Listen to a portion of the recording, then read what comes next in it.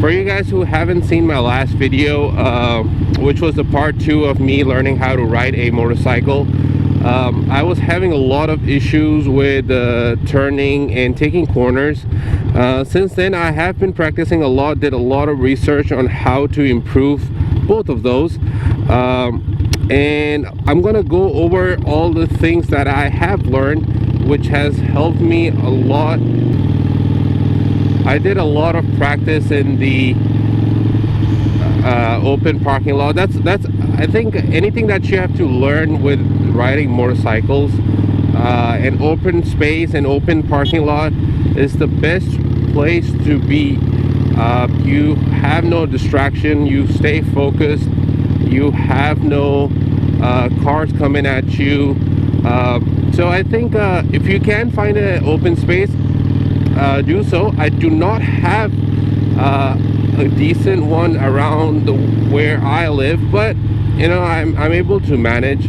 So first things first, the biggest mistake that I think that anyone can make is rushing through your turns and corners, especially if you have a car behind you or a couple of cars behind you and you just panic and you just want to rush, you just want to let them pass you or whatever it is. Do not do that. Take it easy, go slow through the turn, not too slow, which I'm gonna go over as I go through this video. As your skills improve, you'll be able to tackle the turns, corners with confidence. You won't have to, you will stop panicking and all that. It did happen with me as well, I'm not gonna lie, but did for myself, I think, was, you know, I didn't care. Honestly, I didn't care for anyone but me.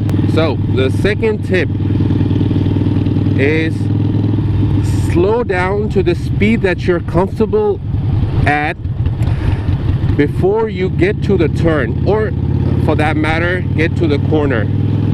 What that does is, if you're going too fast through the turn and you're not as skilled like me, what happens is you tend to hit your brake, and now because you're starting to panic that you're gonna not able to turn properly and all that, so what you do is you start to panic and you hit the brakes. Now, especially your rear brake, what it does is lock up the rear tire and causes it to skid, and that doesn't end too well for a lot of people.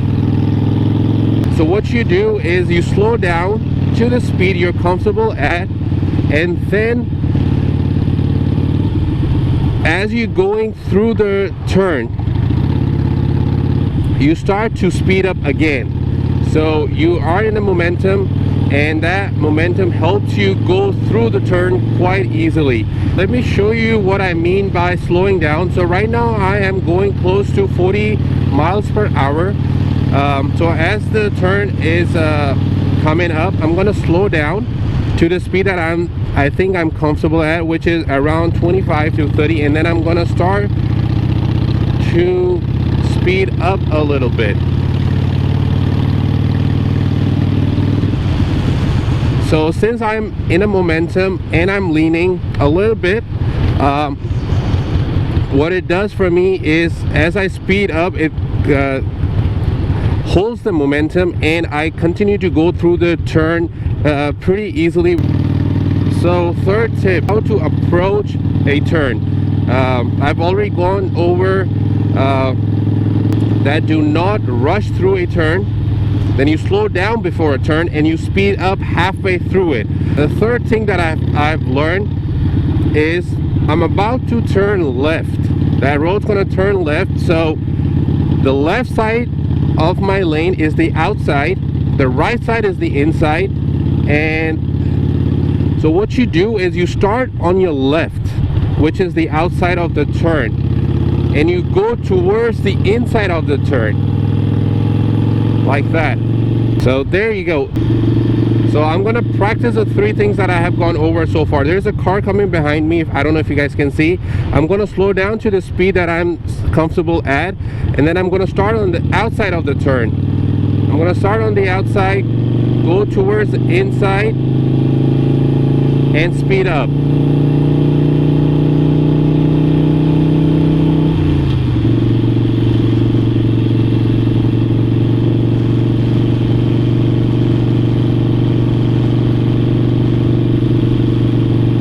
Another thing that I want to go over is counterweight and counter steering. And for that, let me go to a parking lot, or maybe I can stop on the side. Let's see, let's stop right here. Let's stop right here and let's go over those before I get back on this road. So I'm gonna turn on my parking lights. So basically, if you are going slow, depending on the bike, roughly it could be anywhere from 10 to 20 miles per hour, you actually have to turn the handlebar in the direction you're supposed to go. So if I'm going slow and I need to turn left, I'm going to turn the handlebar towards the left to make that turn. Now all that changes once you get some speed going. So if you, let's say, going 30 miles per hour or 35, you actually do not turn the handlebar. You kind of push your weight towards the direction you need to be at, and what it's going to do is leans your bike a little bit, and that helps you go through the turn. So let me show you both the things. I'm going to show you right here what I mean by turning the handlebar at a slow speed. Basically turn the handlebar in order for me to turn left, rather than if I was going at a higher speed. And I'm gonna try to do the same thing at the same turn at a higher speed. So let's see, let me try, let's do this first.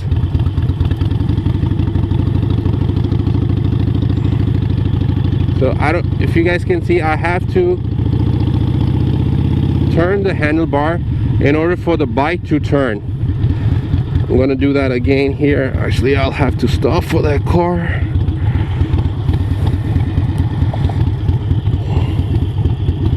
Let me go back a little bit so you guys can see a little bit better. There you go. There you go. See, I have to turn the handlebar in order for me to turn the bike. So I'm gonna go back to the same place where I took that turn at a slower speed, so you guys can see the difference at a higher speed and a slower speed. So here I am at the same turn. I'm gonna take a little wider because it's a little sharp. So see, there you go. I am going at roughly 20 miles per hour, and I didn't really have to turn the steering, and I have to turn the steering here because I was slower. And if you liked my video, hit the like button, share with others, and subscribe. Till my next video, till my next topic, I will see you guys.